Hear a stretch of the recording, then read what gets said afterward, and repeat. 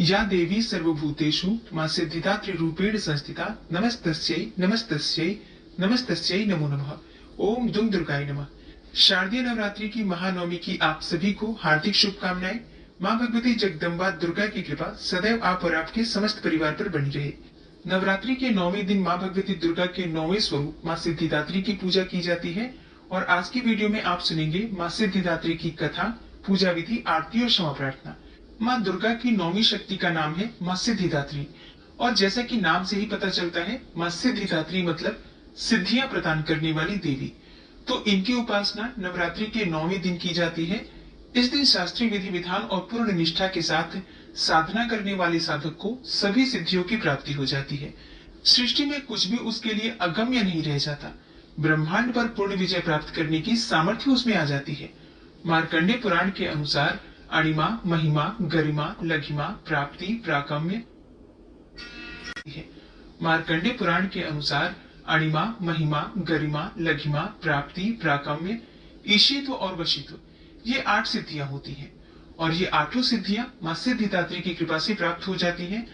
मां सिद्धिदात्री भक्तों और साधकों को ये सभी सिद्धियां प्रदान करने में समर्थ है।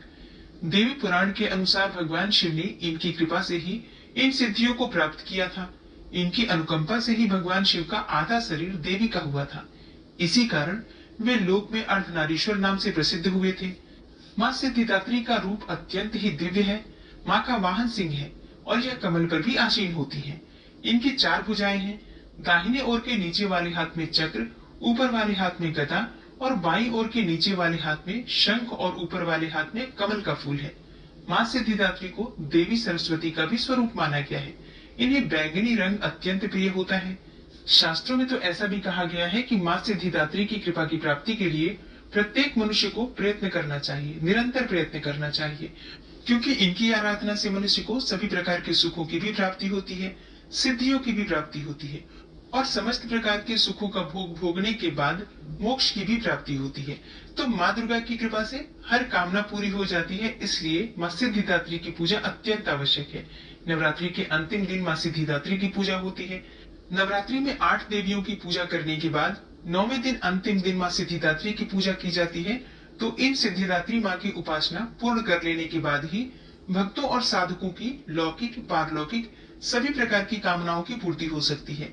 मां सिद्धिदात्री की कृपा जिस भक्त पर हो जाती है उसकी ऐसी कोई कामना शेष बचती ही नहीं है जिसे वह पूर्ण करना चाहे।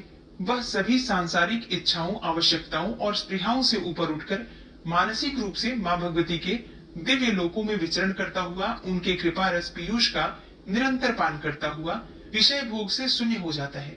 मां भगवती का परम सानिध्य ही उसका सर्वस्व हो जाता है और फिर इस परम पद को पाने के बाद उसे अन्य किसी भी वस्तु की आवश्यकता ही नहीं रह जाती।